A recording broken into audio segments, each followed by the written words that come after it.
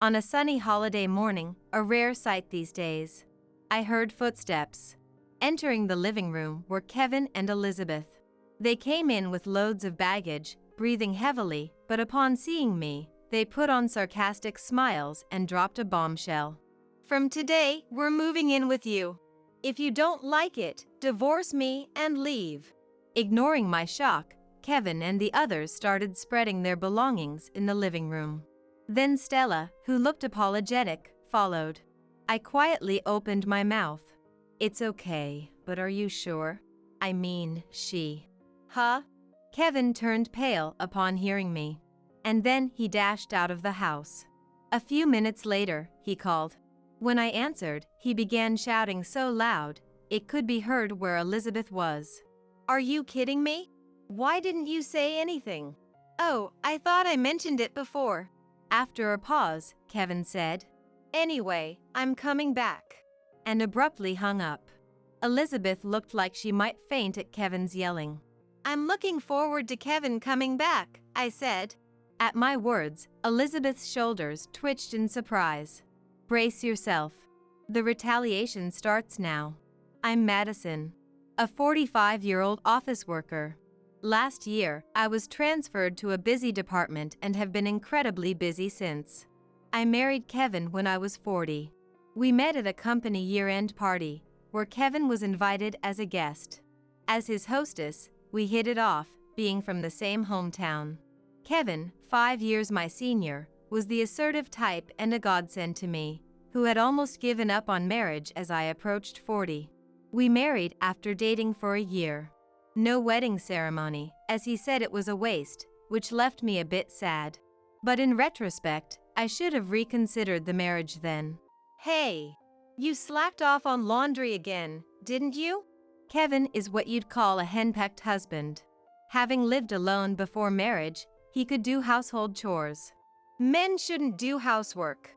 But he refused, saying, "I plan to do it tonight since I got home late from overtime," I replied. Coming home to be yelled at only exhausted me more. Kevin, displeased with my attitude, began to angrily raise his eyebrows. "Don't talk back, wife! Who do you think provides the food you eat?" Honestly, I earn more than Kevin. When we married, he knew this and chose a dual-income lifestyle. But a year into the marriage, he seemed to have completely forgotten. Initially, I argued back, but as Kevin got more heated and yelled more, I started apologizing quickly just to keep the peace. "I'm sorry. It was my fault." "Do you really think so?" "Yes, thank you. It's because of your hard work that we can live this life." Saying so would satisfy Kevin. Then he would hum a tune and go take a bath. At first, I found his henpecked behavior manly, but after 3 years, I was fed up. Yet, I didn't choose divorce because my in-laws were wonderful people. I'd go out to lunch with my mother-in-law Mia once a month, and my father-in-law Ricky gave me birthday gifts. When at the in-laws' house, Kevin was kind and smiled, and we had pleasant times.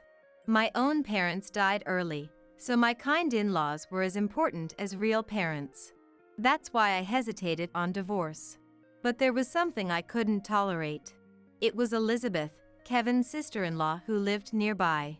Elizabeth, divorced due to her infidelity, now lives alone in an apartment. Apparently, the reason for the divorce was Elizabeth's affair. Since hearing of this, I disliked her. Elizabeth disliked me too, bad-mouthing me even in front of Kevin, who doted on her and joined in rather than reprimanding her. Elizabeth had a daughter, Stella, whose custody belonged to her ex-husband. Stella, the spitting image of Elizabeth but completely different in character, was a very good girl. Stella used to come visit Elizabeth about twice a month. Each time, Elizabeth would bring Stella to our house. "Just a minute, Madison. Please feed Stella something delicious. I'm heading out now." So suddenly. "Thanks, bye." Elizabeth would rattle this off one-sidedly and leave without waiting for my reply. Each time, Stella would apologize. I couldn't ignore such an honest girl like Stella, so I ended up feeding her and taking her to various places. "Madison, thank you always." "It's okay. Did you have fun?" Yes. It was really fun. Can I come again? Of course. Asking me timidly while watching my face, I couldn't say no to Stella. Plus, I didn't have children of my own, so I found Stella endearing. But I thought it wasn't good that Elizabeth, her real mom, was never there for Stella's visits. So, I decided to ask Kevin. Hey, whenever Stella comes, Elizabeth is never around. Can't she spend a little more time with her? I meant only well for Stella, but Kevin didn't take it that way. His face turned red in an instant, and with a look of anger, he yelled at me. Elizabeth is hurt from her divorce. Unlike you, she's delicate. And yet, you blame her? No, it's not like that. Just wondering where she goes every time after dropping Stella off. There's no need for you to know. Just shut up and listen. I stopped talking further to Kevin, who wouldn't listen at all. After a few apologies, a calmed Kevin suddenly started preparing to go out. I'm heading out. Where are you going? It's my business. You just stay quiet and say have a nice day. Kevin yelled that and slammed the door as he left. Alone in the quiet room, I cried. And then, I seriously began to consider divorce. Though I thought of divorce, I hadn't made up my mind because of the in-laws. Amidst this, Mia invited me for lunch, and I decided to go out after a long time. Where are you going on your day off? I'm going to lunch with Kevin's mom. With Mom? You better not talk about Elizabeth. Why not? I asked back, not understanding his words. Kevin shouted in irritation. Can't you think a little? You really are stupid. Just go already. And don't talk about Elizabeth. Without waiting for my reply, Kevin pushed me out of the house.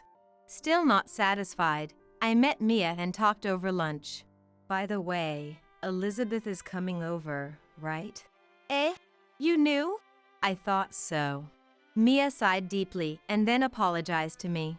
Apparently, Stella had told her that she was bothering me by coming to see Mia.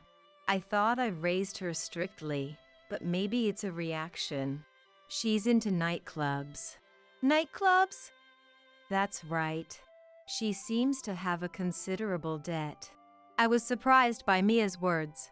When Elizabeth came to our house, she always dressed in branded clothes and seemed well off. When I told Mia this, she looked even more troubled. That child. We've cut ties with her. So, Madison, you should too. Kevin's probably spoiling Elizabeth, right?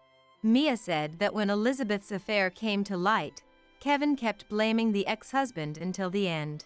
He even paid off her debts once, I learned, and that was an eye-opener for me. I'm thinking of divorcing Kevin. I'm sorry for the trouble. That's right. I'll support you, Mia said, holding my hand. Thinking how it would be if my mom were alive, I started planning for the divorce. The preparations progressed meticulously so Kevin wouldn't notice.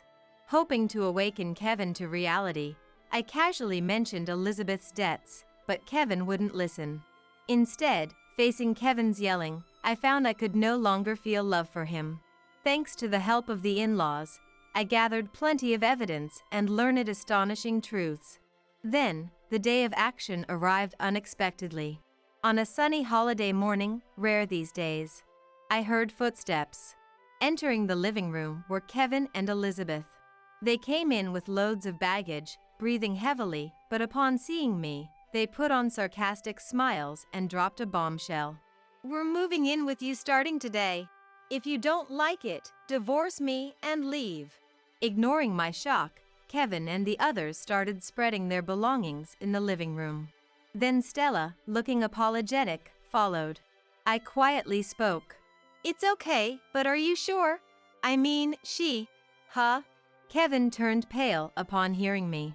And then he dashed out of the house. A few minutes later, he called. When I answered, he began shouting so loud, it could be heard where Elizabeth was. Are you kidding me? Why didn't you say anything? Oh, I thought I mentioned it before. After a pause, Kevin said, Anyway, I'm coming back. And abruptly hung up. Elizabeth looked like she might faint at Kevin's yelling. "I'm looking forward to Kevin coming back," I said. At my words, Elizabeth's shoulders twitched in surprise. "Brace yourself. The retaliation starts now." As soon as Kevin returned, he confronted Elizabeth. "Elizabeth, what's this about debts? I didn't hear anything about it." "It's just a small debt," Elizabeth answered, avoiding eye contact. I couldn't help but laugh. Elizabeth glared at me. I decided to respond to that glare. "Amazing, Elizabeth. Calling $150,000 a small debt. I couldn't say that about such a high amount. Rich people are different. $150,000. Elizabeth turned to me with a face that looked about to cry when I casually revealed the amount. But I had no intention of letting her off. I continued unilaterally. "The guy from the nightclub, he recently got married, right? Elizabeth got dumped, huh? I'm not dumped. Once I get this house, he'll come back to me. And when we sell this place, the money, oh." Elizabeth inadvertently spilled her plan and looked at Kevin with a "I messed up" face. Kevin, confused, kept looking back and forth between me and Elizabeth. I decided to tell Kevin the truth. "Elizabeth planned to kick me out, then eventually you, and sell this house. With the money, she'd pay off her debts and fund her nightclub guy." "What the hell is that?" Kevin stood there dumbfounded. He couldn't believe his beloved sister was using him like this. "Was it all a lie? I want to live with Stella, so let us stay. I was planning to work and support both you and Stella." Hearing Kevin's words, my head ached. He couldn't support his wife, but planned to support his sister and niece. Elizabeth defiantly replied to Kevin's question. "You're just an ATM, big brother. Once we sell the house, I can go back to him. Won't you listen to my request?" "ATM? What's that about?" Enough!" Elizabeth, brazen, and Kevin, furious, were leaving me out and yelling at each other. Their fight was ugly and ridiculous. The one who spoke to them wasn't me, but Stella. "Enough, both Kevin and Mom. I don't want to live together, and I only came today to say goodbye." "Stella? What do you mean?" This shocked both Elizabeth and Kevin, and they stopped fighting to look at Stella. Stella sighed deeply, looked straight at Elizabeth, and began to speak slowly. "Mom, you're not interested in my life, right? I think I told you before, but I'm going to study abroad from high school. So, today was to say that." "I didn't hear anything like that." Elizabeth raised her voice, and Stella was looking at Elizabeth with a cool, disdainful gaze. "Because you never really listened, always chasing after men. I don't need a mom like that. For me, Madison is my mom." "Huh? What do you mean?" Elizabeth glared at her as if she were an enemy. But I was just as surprised. Stella came up to me and hugged me. "Thank you for holding my hand, for the delicious meals, and for listening and taking me places. You felt like a real mom." Stella's words warmed my heart.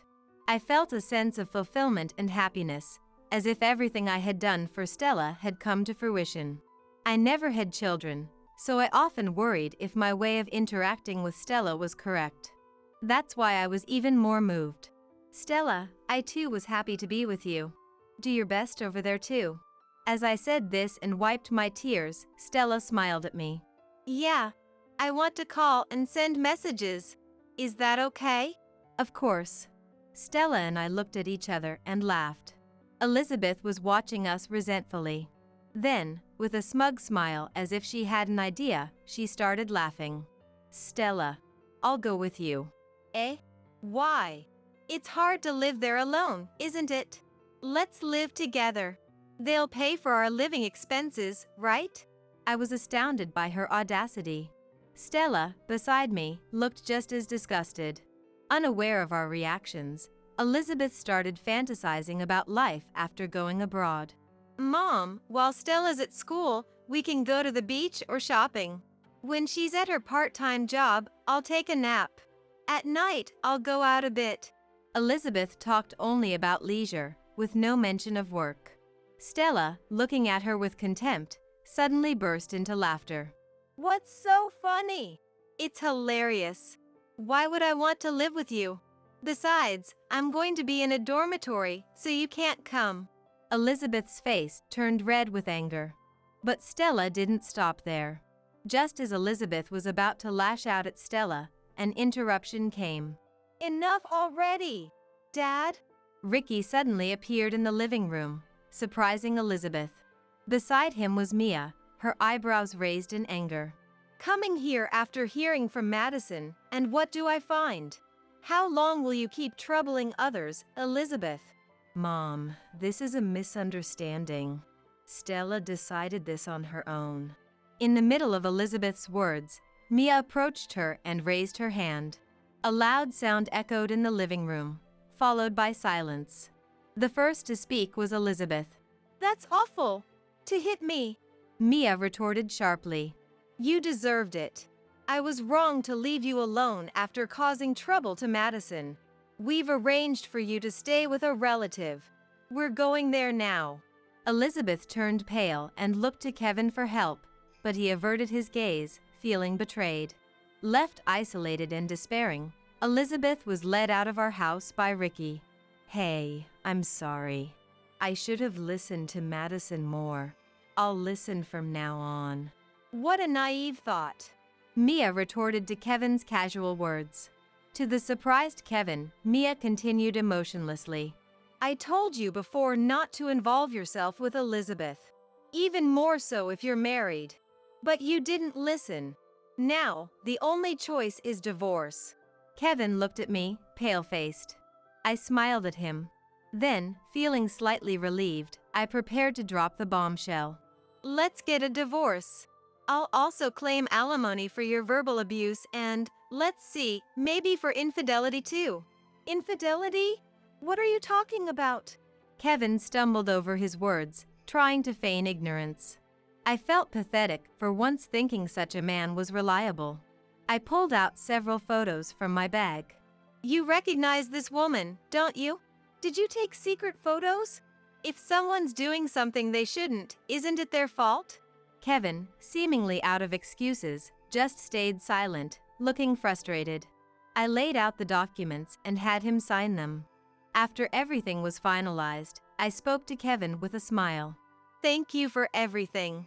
Though I made more money, did all the housework, and handled everything else. It was me who took care of everything. So, take care. Don't forget the payments. Kevin had nothing more to say to my words. I said goodbye to Mia and left our house. I arranged to pick up my belongings later and stayed at a nearby hotel after dropping Stella off at her home. A clean room, a soft bed, and a space without anyone to complain. That's when I finally regained my freedom after 5 years. The next day, I promptly filed for divorce and became truly free. Mia called to apologize and assured that Kevin would deposit the alimony within a week, which he did in full.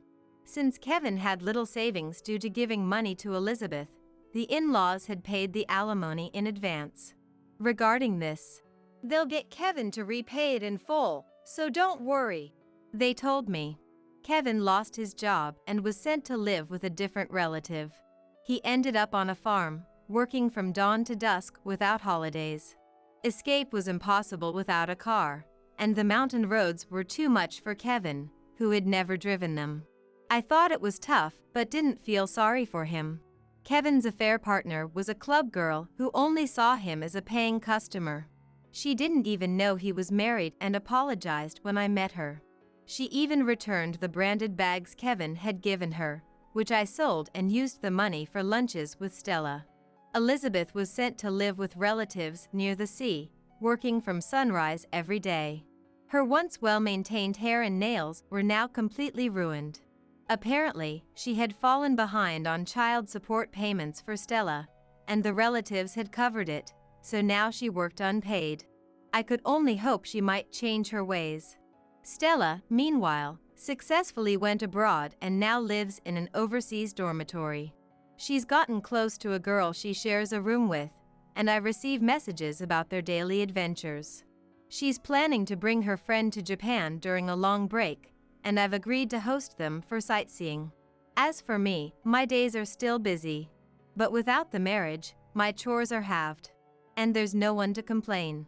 It's a different kind of busy, much more fulfilling. When I dropped Stella off, I met her dad, Elizabeth's ex-husband, for the first time. A nice guy, we exchanged contacts. As we kept in touch about Stella, we started going out together. I find peace just being with him, something I never had with Kevin. Even I am a bit surprised by these feelings. Stella is thrilled about me seeing him. On a video call recently. "When are you getting remarried?" she asked. I'm not thinking about it yet, but if he feels the same, maybe someday. To me, Stella is like a true daughter. And she feels the same about me. Becoming a real family would make me incredibly happy. With that hope in my heart, I head to work today as well. Stay away from me with that bedwetting smell, both of you. Daniel yelled at my daughter Lisa and me.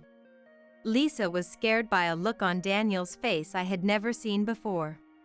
But I didn't understand what Daniel was talking about.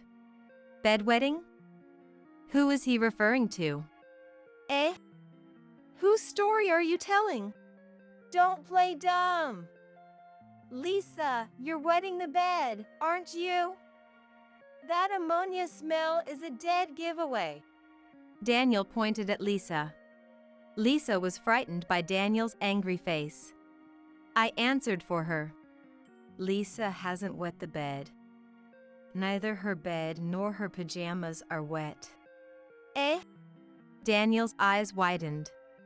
I thought this might be my chance to get away from Daniel.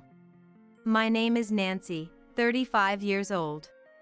I live with my husband Daniel, who is 3 years older than me, and our 5-year-old daughter, Lisa. Since Lisa was born, I've been working remotely. I love working, so I studied design on my own. Thanks to that, I now have work every day. Daniel doesn't seem to understand my job at all. Remote work can't earn much, can it? Scoffing. I don't like Daniel's attitude, so I don't show him much of my working. Lisa is a very honest and good child. Maybe because she sees me busy with work, she comes to help with the laundry or cooking, cooperating with me. She's like a little manager to me. Though she's only 5, I'm happy she tries to help with the household. I'm really glad she's not like Daniel, who is always sarcastic. Until we got married, I thought Daniel was an attractive man.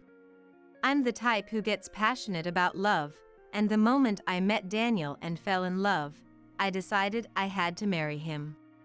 I never thought he would change this much after marriage. Hey, isn't my dinner ready yet? It's already 7 p.m. One day, when I had just come back from shopping and was thinking of taking a break, Daniel came to me and said roughly. He was in a sloppy appearance, wearing a shirt and underwear, with socks scattered around the entrance. Daniel, a company employee, comes home every day at 6 p.m. I've heard it's a very employee-friendly company with abundant funds and stability. Sorry. The way back was crowded. I'll start making it now, so wait. What? Wait, you say? I've told you dinner should not be at 7 p.m. It can't be helped. I had errands. Have you taken care of the laundry? Normally, I ask Daniel. If you come home and have nothing to do, help with the housework. I knew Daniel wouldn't help with the housework, but married friends told me. Education is key for husbands. If you don't give up and keep teaching, housework becomes easier. So, I kept asking Daniel to help with the housework without getting discouraged. Lisa did the laundry. Lisa did? Then what were you doing? I didn't need to ask. I could smell beer from Daniel's breath. Realizing the answer, I noticed Daniel's cheeks were red. I wonder if he doesn't feel ashamed that he let Lisa take care of the laundry while he drank alcohol. I'm tired from work. It's terrible you order me to do housework. My colleagues say their wives do all the housework. Compared to them, I'm pitiful. Having a wife who asks me to do housework after work. Daniel always compares himself to others. I've met his colleagues, and indeed their wives are stay-at-home moms. Comparing to other families is just childish. Sighing, I started preparing dinner. Daniel's problem isn't just not helping with the housework. Lisa, you wanted this, right? Dad worked hard and earned money, so he bought it. Daniel handed Lisa a doll that's popular among children. The doll, always displayed prominently in toy stores, is somewhat pricey. A doll! Yay! Dad, thank you. Lisa jumped on Daniel, giving him a kiss on the cheek. Daniel nodded satisfactorily and lifted Lisa. Lisa was happy, holding the doll. Actually, this happens quite often. Daniel doesn't do any childcare but seems to put all his effort into spoiling Lisa. He buys her things I said no to, thinking it will make her grow fond of him. Did you buy another toy? I've told you to stop spoiling her. When I mildly reprimand him, Daniel glares at me. What? It's fine. I bought it with my own money, unlike you. I earn a lot every month. How I spend my money is my business, and Lisa is happy anyway. Lisa is playing with the doll in front of her, not listening to our conversation. Daniel, gaining Lisa's trust, seems not to care about my words at all, looking proud. I worried this would make Lisa grow up spoiled. So, I took the doll from Lisa. I'll keep this for now. You can have it back on your birthday. Why? Lisa voiced her discontent at having the doll taken away. This is something Dad worked hard to buy for you. It's better to receive it on a special day, right? Okay. Surprisingly, Lisa nodded in agreement. Daniel muttered his dissatisfaction. What is it? But I felt relieved inside. It was good that Lisa understood. In that place, how about we go somewhere fun next Sunday? When I suggested this to cheer up Lisa, her face lit up. Yes, I want to go. Lisa was overjoyed, seemingly forgetting all about the doll. Hey, that sounds good, right? Let's go to the amusement park this Sunday. I looked at Daniel, hoping he'd agree to an outing for Lisa's sake, but he scratched his head, looking troubled. I can't that day. I have plans. Huh? But... Plans?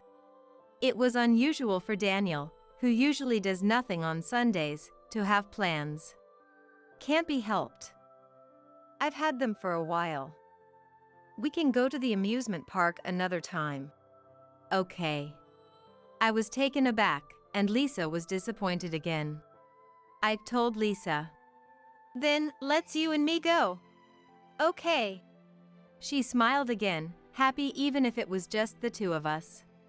Still, I was curious about Daniel's plans. But asking him would probably only yield vague answers. I decided to let it go as long as Lisa was happy. I didn't appreciate Daniel lounging around the house, not doing housework or childcare, but I was thankful he brought home a steady income every month. However, recently something strange has occurred. What's this about? At the end of the month, when I go to the bank to calculate next month's household expenses, I couldn't believe my eyes looking at our joint bank account's history. The balance had somehow dropped to $5 this month. I hurriedly checked the dates when the money was withdrawn. Every other day, there were withdrawals of $100 or $200. No wonder the balance was only $5. But who? It's decided. It's Daniel. It had to be Daniel. No one else could have made those withdrawals. As soon as I realized, I felt my head heat up. What on earth did he spend so much money on? I had questions, but no answers came to mind. That night, I waited for Daniel to come home to confront him about the truth, but there was no sign of him even past 6 p.m. It was rare for him to work late. I'm home. How long had I waited? When I heard Daniel's voice from the entrance and checked the time, it was past midnight. Welcome back. You're late. Just had some overtime. Daniel, staggering and slurring, clearly drunk, irritated me with his obvious lie about overtime. You could have told me you'd be late. I made dinner. Why do I have to report everything? Figure it out. Useless. I'm tired from work. Unlike you, I don't work as a hobby. Even drunk, Daniel didn't forget to be sarcastic. Realizing he truly despised me deep down, I felt sad. Daniel went straight to bed without showering, rolling into his own room to sleep. Just looking at his sloppy figure made me sigh. I was lying in bed, feeling unsettled about the time I spent waiting for Daniel, and eventually fell asleep without coming to terms with it. The next morning, while I was preparing breakfast, Daniel came storming in, making a lot of noise, fresh out of bed. He approached Lisa, who was watching TV, and roughly said, Hey! You doodled on the back of this contract, didn't you, Lisa? What? Daniel held out a piece of paper to Lisa. Indeed, there were traces of Lisa's drawings on it. Since Lisa always draws on the back of used paper, it was clear she had simply drawn something as she usually does. This is an important contract with a client. What are you going to do about drawing such a poor picture on it? Seeing Daniel glaring at her with a scary face, unlike the Daniel who usually buys her whatever she wants, Lisa looked frightened and shrank back. I'm sorry. I could see Lisa feeling down from across the kitchen counter. I quickly washed my hands and rushed over to her. Come on, there's no need to get so angry about it. Of course I'm angry. This contract is already signed by the other party. What are you going to do? Daniel glared at us as if we were something filthy. It's your fault for leaving it lying around. Do you think Lisa could understand that it was a contract? Your parenting is at fault. Make sure you teach her properly. The situation escalated with Daniel rebutting anything I said. Suddenly, Daniel pinched his nose and made a face. Before I even had to wonder what was going on, he blurted out, The smell of bedwetting is awful. Both of you, stay away from me. Daniel yelled at me and Lisa. With an expression I had never seen before, Lisa became scared and cried out. But I didn't understand what Daniel was talking about. Bedwetting? Who was he referring to? Who are you talking about? Don't play dumb. Lisa, you wet the bed, didn't you?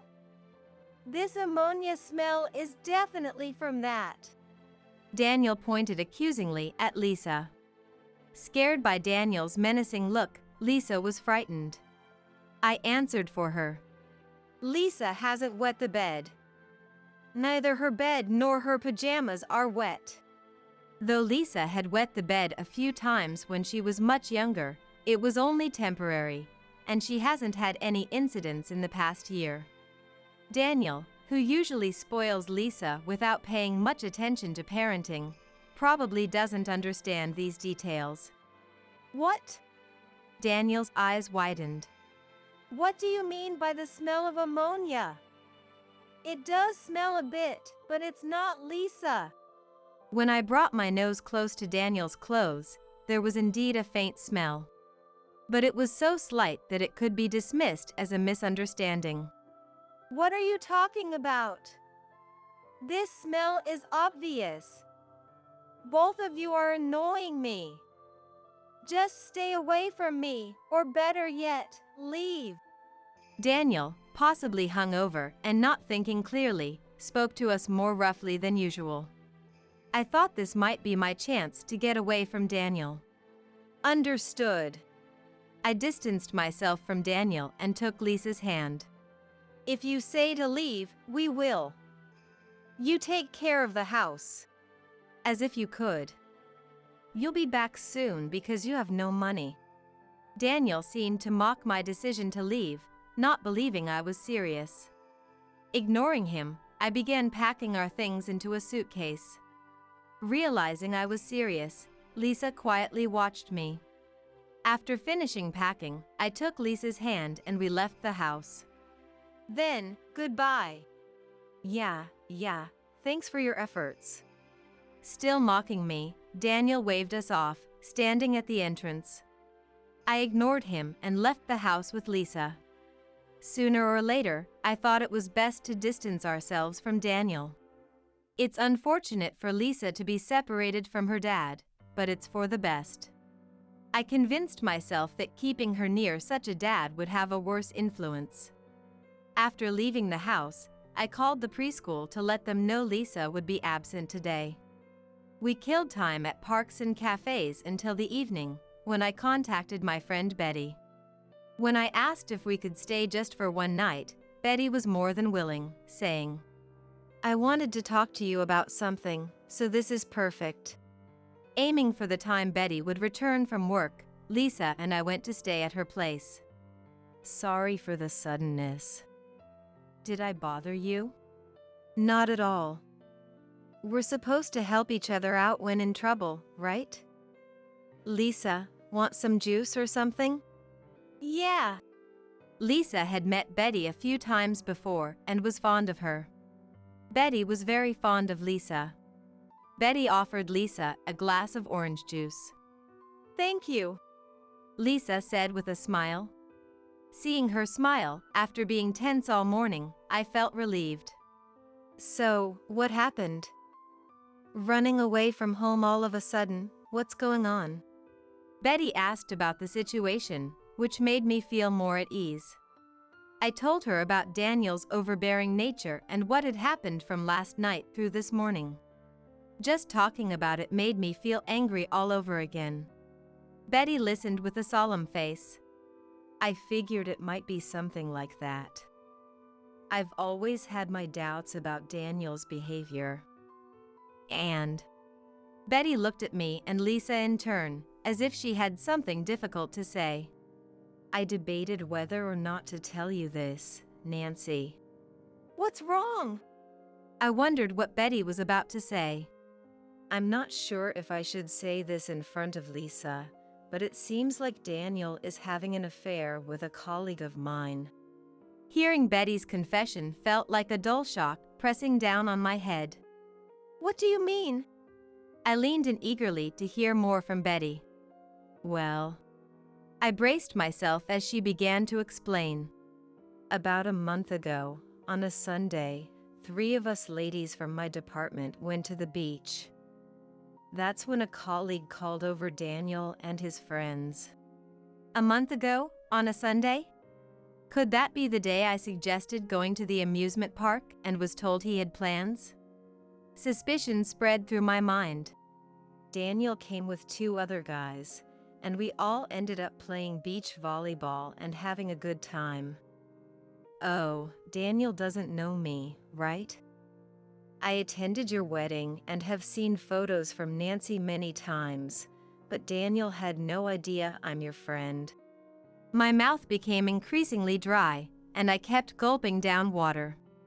At that time, Daniel and my colleague Susan hit it off. Susan is beautiful and popular among the men at work.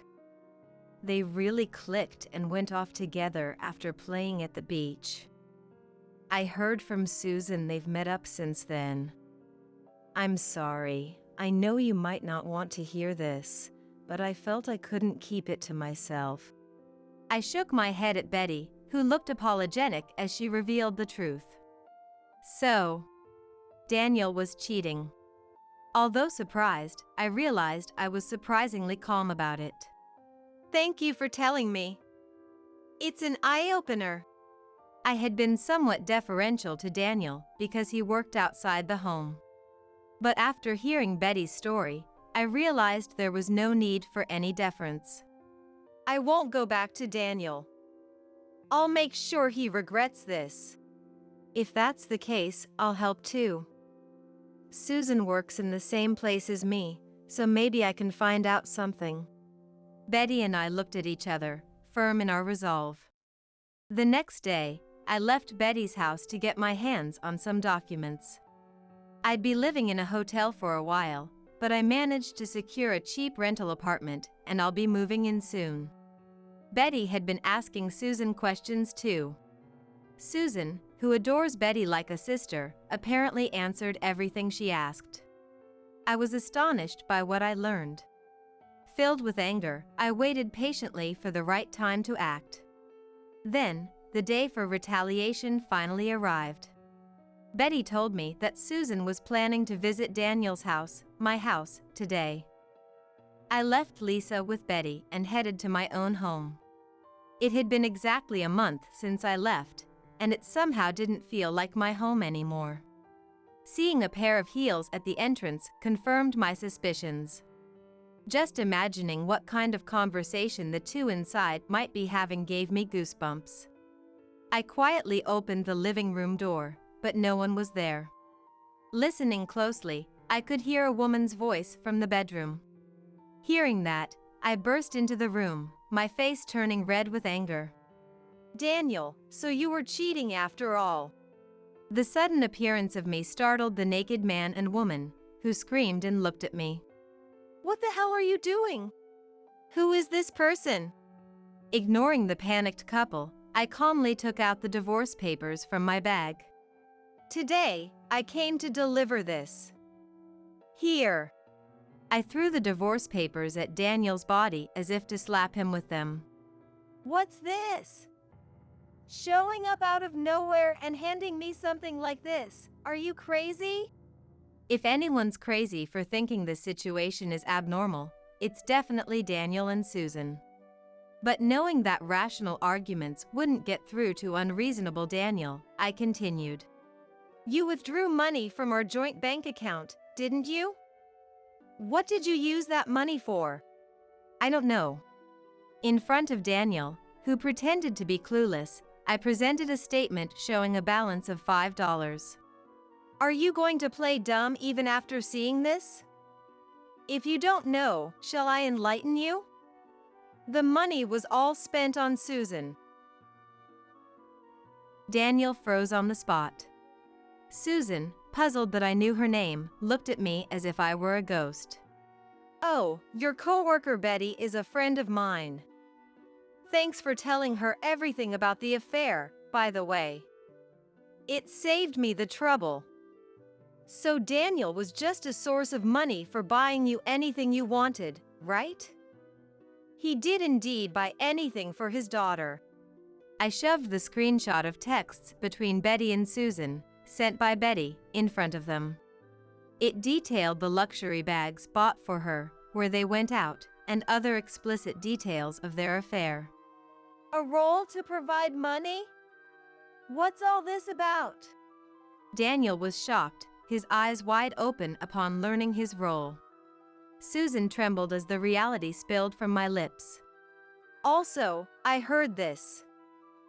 Susan, you're struggling with bedwetting, aren't you? Susan and Daniel turned pale. Yes, the reason Daniel accused me and Lisa of smelling like bedwetting a month ago was Susan. Daniel probably spent the previous day with Susan. Coming home drunk without showering, Daniel became sensitive to the smell of bedwetting that clung to Susan until the next morning. Why would you? I'm sorry. But you're the one having an affair. Well, the worst one here is Daniel, of course. I rebuked Daniel, who was frozen and pale-faced, once again. Even with all this evidence, you're going to pretend you didn't have an affair?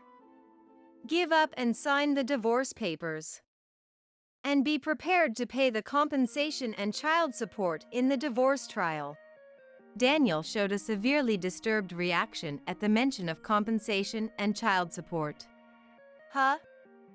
You must be joking.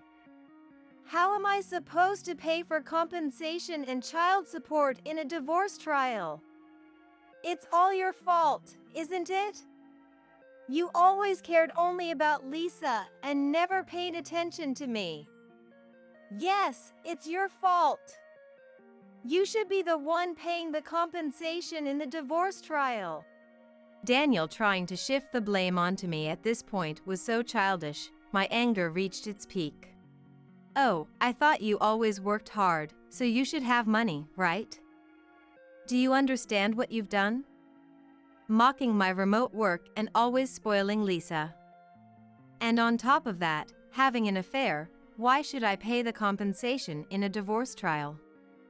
You do realize what you're saying is ridiculous, right? I no longer wish to have anything to do with you. You'll hear from my lawyer from now on. Goodbye.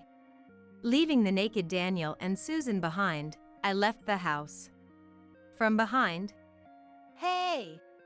ignoring the shouting and the argument between Daniel and Susan, I left everything behind and headed straight to Betty's house. All I wanted was for Betty to listen to me. After leaving, I received several calls from Daniel, but I stubbornly refused to answer. Betty advised, "Just block his number." So, I did exactly that and blocked Daniel's number. The rest should be handled by the lawyer. Thank you. I really owe you a lot, Betty. I should be the one apologizing for keeping silent all this time. It's going to be tough for a while, but if you need anything, just let me know. The kindness of a best friend felt so profound. I thanked Betty again and went back to my new apartment. Lisa, I'm sorry. You wanted to be with Dad, didn't you? Feeling guilty about taking Lisa away from her dad, I apologized to her first thing. I love Mom the most. Dad smells, so it's okay without him. Lisa's innocent response was both funny and endearing. A few weeks later, Daniel and I successfully divorced. I received $30,000 in compensation from the divorce trial, and he agreed to pay child support monthly. Susan seemed to have been involved with other men at the company as well and left the job after becoming uncomfortable staying there. Of course, she and Daniel had a fight and broke up soon after that incident. Daniel, having lost his family and mistress, ran out of money and credibility, lost his motivation for work, and was forced to resign. Now, he's working part-time in cleaning, struggling to pay off his debts. I can't feel sorry for him, it's entirely his responsibility. On the other hand, my remote work is going well, and I now earn over $4,000 a month. I'm making more than Daniel did when he was a full-time employee. If I can make Lisa happy with the money I've earned myself, that's all I could wish for.